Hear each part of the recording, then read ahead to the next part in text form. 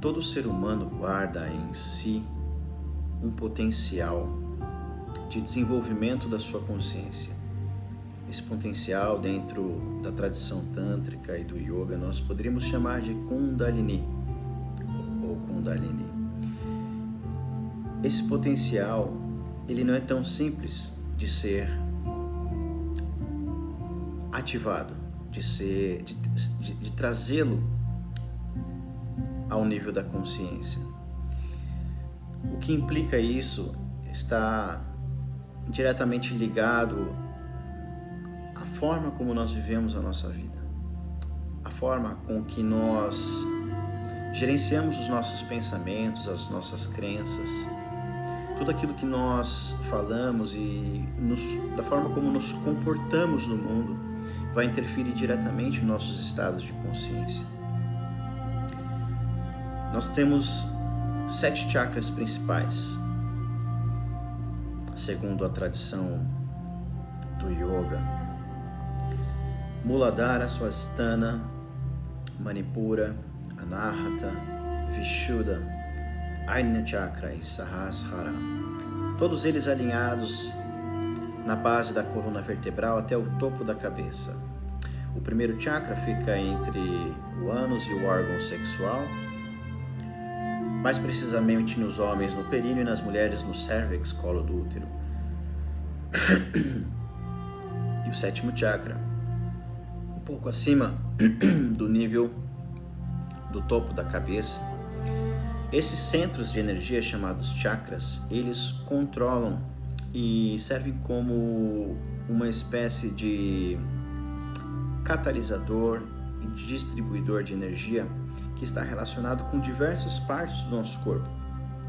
Eles estão relacionados com as suas partes respectivas. Por exemplo, o primeiro chakra, que é Muladhara, está ligado à região inferior do corpo, ligado às pernas, ligado ao assoalho pélvico.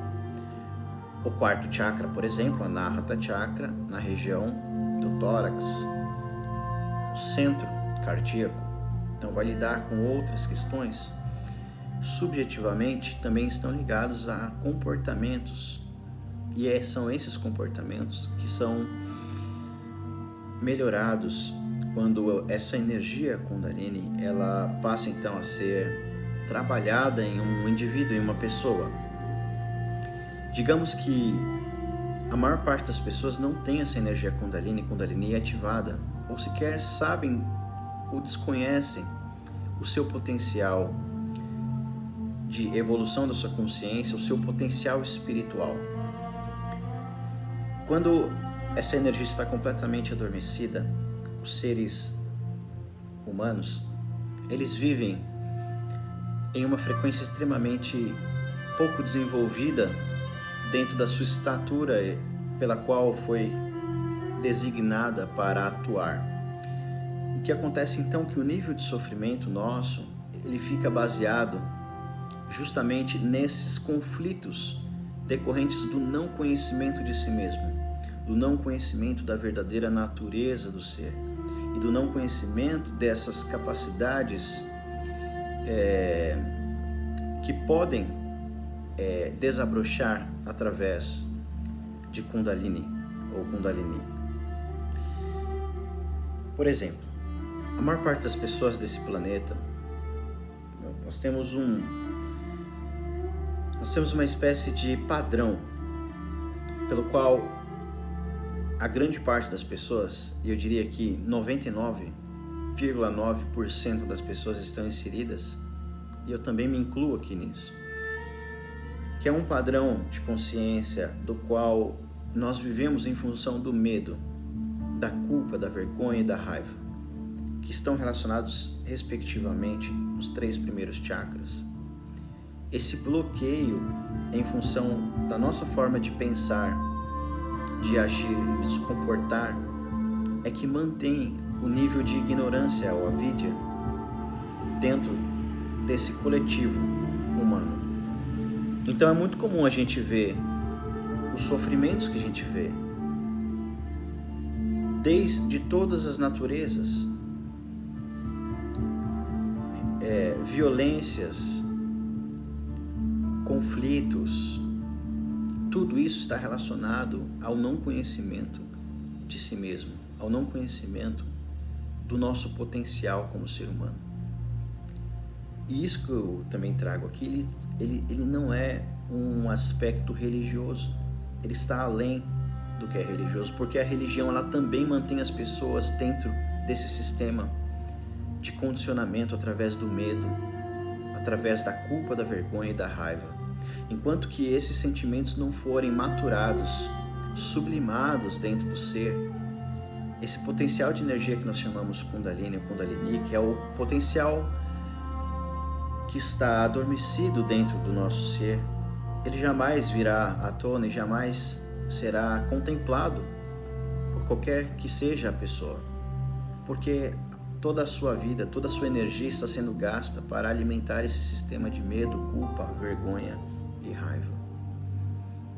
É complexo, porque as pessoas talvez nunca pararam para pensar o que significa ou o poder dessas crenças. Mas uma crença, ela é só uma crença porque justamente a pessoa acredita que isso é uma verdade. E acreditando que isso é uma verdade, ela passa então a expressar ou manifestar a sua vida em função dessas, entre aspas, verdades, que não são reais. As crenças não são reais. Tanto que você pode escolher a crença que você quer. Você pode deixar de ter uma crença e adquirir outra. As pessoas que moram no continente ocidental, no hemisfério ocidental, na parte ocidental desse planeta, elas têm crenças que são diferentes das pessoas que vivem na parte oriental. E mais especificamente, uma pessoa que vive em Nicarágua, ela tem crenças específicas completamente diferentes das pessoas que vivem, por exemplo, na Mongólia ou qualquer outra. E se você for cada vez mais se aprofundando, você vai perceber que as crenças são muito particulares de cada região. Então, ou seja, as crenças são mutáveis, elas são impermanentes, elas podem ser modificadas. A questão é o quão nós estamos conscientes das crenças que nós carregamos e se de fato nós queremos alimentar esse tipo de crença ou não. O que acontece é que a maior parte das nossas crenças permanecem sublocadas na nossa consciência de uma forma da qual nós pouco percebemos a existência delas.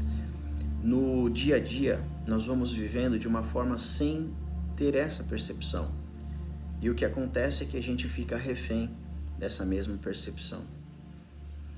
Então, a gente fica incapaz de atingir outros estados de consciência pelo qual nós somos designados ou temos a capacidade de alcançar, permanecendo nesses estágios inferiores. E o que acontece é que o grau e o nível de sofrimento permanece ali.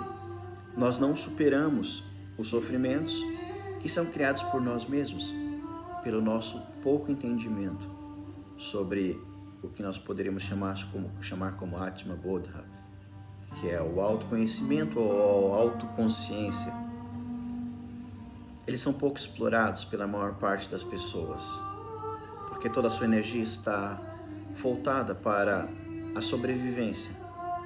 Ela acorda, trabalha, volta para casa, dorme de novo, acorda no outro dia, trabalha, volta para casa, porque é um sistema que mantém em si mesmo esse ciclo e pode ser infinito enquanto as pessoas não decidirem romper com esse ciclo, sair desse ciclo e perceber que há outras formas de viver a sua vida, de compreender a vida, mas também elas têm o livre-arbítrio de continuar, porque são livres para escolher continuar dentro desse ciclo de sofrimento. Então, se nós queremos transcender esses estágios inferiores da nossa consciência, que mantém um sistema de sofrimento e violência, nós precisamos começar pela autoobservação. Observar em nós aquilo que mais está latente como pensamento, sentimento e as nossas ações.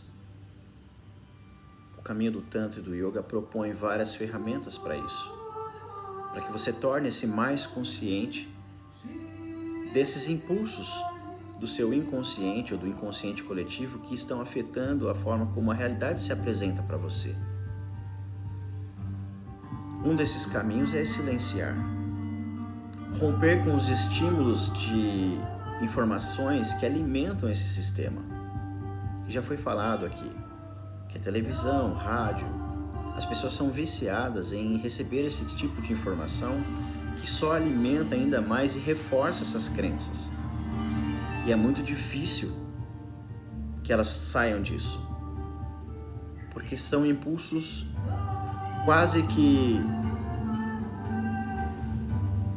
automáticos. Se elas não prestam atenção, a televisão já está ligada, o rádio já está ligado. Ela busca incessantemente por essas informações diariamente. E é o que as redes sociais fazem agora também, com mais força ainda. As redes sociais é o espelho perfeito da mente, como as pessoas pensam, como as pessoas se comportam, e alimenta esse sistema de violência e sofrimento, seja ele em qual aspecto for. Qual é esse sistema? Na base do medo, da vergonha, da culpa, da raiva. Isso já é conhecido há muitos e muitos. É como a massa é controlada, é como esse planeta é controlado, é como as religiões controlam a sua mente, é como os meios de comunicação controlam a sua mente, é como a sociedade controla a si mesma. É extremamente poderoso e forte o impacto que esse sistema tem sobre as nossas crenças. Enquanto que você não questionar isso, não questionar as próprias crenças, não questionar as próprias formas com que você se devota à sua religião ou às suas filosofias de vida, você será incapaz de ultrapassar essa barreira. O questionamento é uma das fortes ferramentas que nós temos. E não é questionar os outros, é questionar a si mesmo. Por enquanto você é uma entidade separada de tudo. Então, qual é a sua liberdade em acreditar naquilo que você de fato quer acreditar, naquilo que de fato você quer fazer ou na forma como de fato você quer se comportar? Ou caso contrário, você vai continuar dentro desse oceano de ilusão que continua causando o sistema ou alimentando esse sistema de sofrimento. E que todo esse potencial que nós temos, que nos foi criado para que nós pudéssemos alcançar através desse estágio de consciência que nós passamos por esse momento, jamais vai ser ativado. Porque nós estamos vibrando em medo, vergonha, culpa e raiva. Então, como sair disso? Já dei algumas dicas aqui, mas é se tornando consciente. Não há outro caminho, não há outra forma. Eu primeiro me torno consciente. Eu só posso lidar com questões e coisas que estão dentro do meu campo de consciência. Porque senão viria alguém, faz um passe de mágica e todo o seu sistema de crenças que é kármico, que você já traz de outras experiências. Seria mais fácil se fosse assim, você deita numa mesa, alguém faz um reiki, limpa todo o seu sistema kármico, você ilumina a sua consciência, você passa de um ser instintivo e fixado dentro desse sistema de medo para um ser de luz, de amor puro. Não, mas não é assim que funciona. Não estou dizendo que o reiki não funciona, o reiki tem a sua utilidade e os seus propósitos dentro dos limites da nossa consciência. É muito bem-vindo e é uma ferramenta maravilhosa, assim como tantas outras. Só dei um exemplo porque veio na minha cabeça aqui agora, mas não é desmerecendo isso, desvalorizando. O reiki é uma ferramenta poderosa que tem o seu lugar de atuação, assim como o Tantra, o Yoga, o Theta Healing, qualquer outra ferramenta. Mas tem que sair do lugar. Se você está utilizando essas milhares de ferramentas que nós temos, alternativas de conhecimento, holísticas, místicas, esotéricas, o que quer que seja, se elas não estão modificando o seu sistema de crenças, aí tem alguma coisa errada. Aí Aí você está só patinando, continuando no mesmo lugar. Mas tudo está voltado para o autoconhecimento. E não existe uma fórmula mágica, você deve procurar a sua forma de se autoconhecer. Nós temos muitas ferramentas para isso. Mas a maior delas, na minha opinião, é o silêncio. É silenciar. É se reter, é a retidão dos estímulos externos que alimentam esse sistema. Enquanto você estiver dentro desse furacão e turbilhão que é a tua mente, incontrolável, que é causado pelos próprios estímulos que você procura, você jamais vai conseguir sair disso.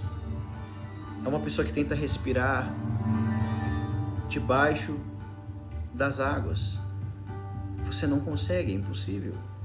A nossa natureza não permite. E esse condicionamento é assim, se você não sai do condicionamento, você mal percebe que você está sendo condicionado. As pessoas nem sequer desconfiam porque elas são completamente condicionadas na sua mente. Então, a busca pelo autoconhecimento envolve isso. E é um caminho que é proposto pelo Tantra e pelo Yoga. Para que essa energia chamada Kundalini, ou Kundalini, que é a fonte de sabedoria e o conhecimento espiritual mais elevado, possa de fato emergir de dentro dessa consciência e ativar outros centros superiores a ponto de você conseguir de fato viver essa experiência no seu potencial máximo pelo qual você escolheu estar aqui.